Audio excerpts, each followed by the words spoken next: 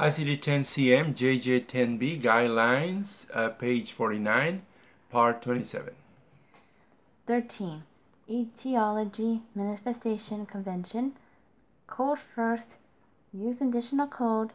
And in disease classified elsewhere. Diseases classified elsewhere notes, right? Right. Okay. What they are telling you in brief is, when you find a code, you might find an advice or a rule to code something first. You have this code, but before coding this, you have to code another code first, right? Put one code first, and then you can put this one. That's one. The other one is use additional code, which means that this code is fine, but you have to use an additional code to describe the disease, the diagnosis, right?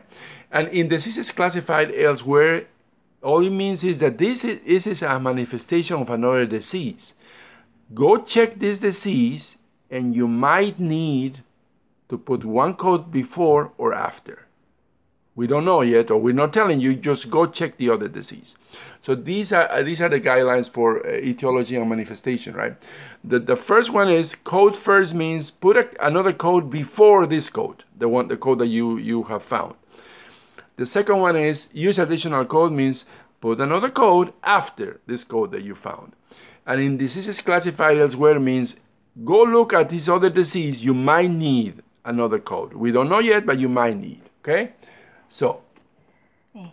Certain conditions have both underlying etiology and multiple body system manifestations due to the underlying etiology. Okay, for such conditions, the ICD-10 CM has a coding convention that requires the underlying condition be sequenced first, followed by the manifestation, right?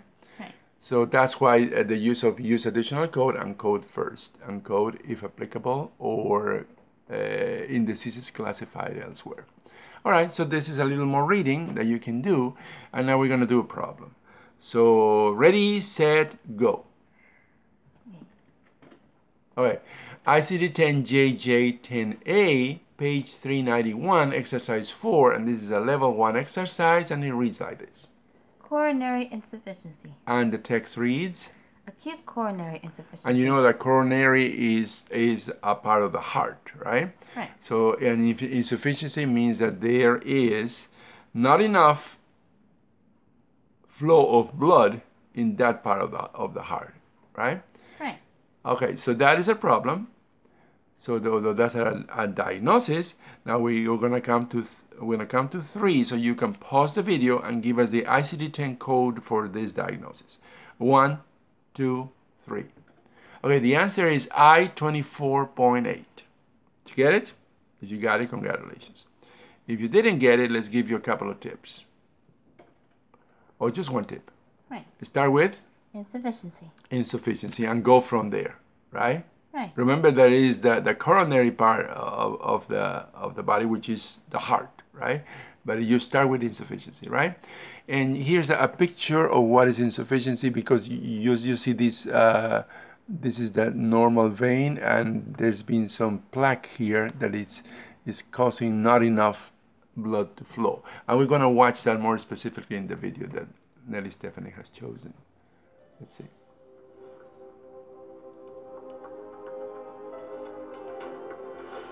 Acute coronary syndrome, or ACS, is the lead. Syndrome refers to a group of symptoms together for the coronary section, right? So they're not talking specific about insufficiency, but it is a general thing why there is a problem in the coronary part of the heart, right? So let's keep going. Leading cause of death globally. The spectrum of ACS ranges from unstable angina to non-ST segment elevation myocardial infarction and ST segment elevation myocardial infarction. Ultimately, ACS is the result of an obstruction of the coronary arteries induced by an atherosclerotic plaque. ACS events are triggered by the plaque rupturing. This exposes subendothelial matrix proteins and other molecules. Platelets are recruited to the site, adhere to the injury, and, together with red blood cells and fibrin, begin to form an arterial platelet-rich clot.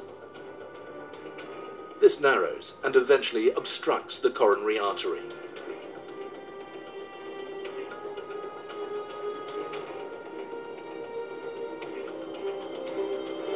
The extent and the location of the blockage and the resulting myocardial damage determine the extent and the severity of the myocardial infarction.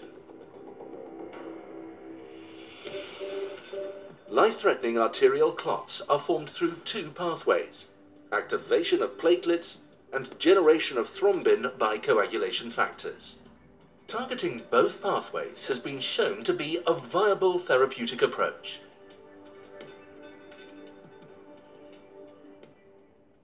Okay, so let's go back to our problem, right?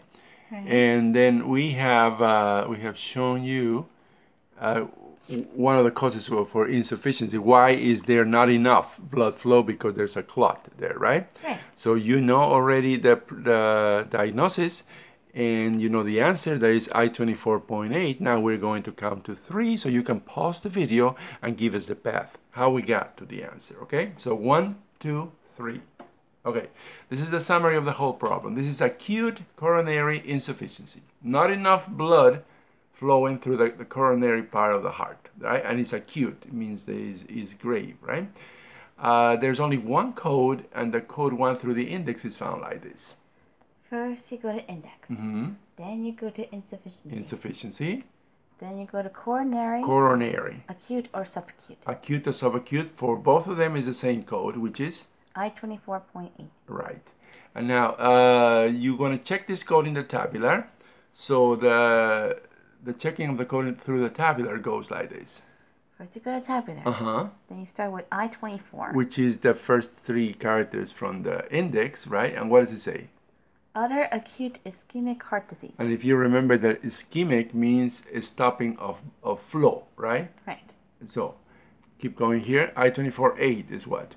Other forms of acute ischemic heart disease. Right, and there was one with 9 that said unspecified, but we didn't choose that because this is coronary insufficiency. It's specified. They're telling you where is it happening, right? If they say acute insufficiency, you could go with unspecified, but this is specifically for the coronary section. So that's why we choose this, I-24.8, right? So that is the answer. The equal sign means it's the answer to our problem.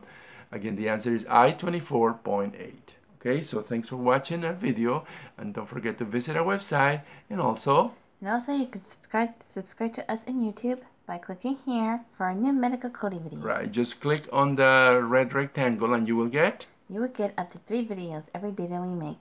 ICD-10, CPTs, all this needed to pass the medical coding certification exams. Okay, so don't forget to visit our website and subscribe to our videos. Thank you.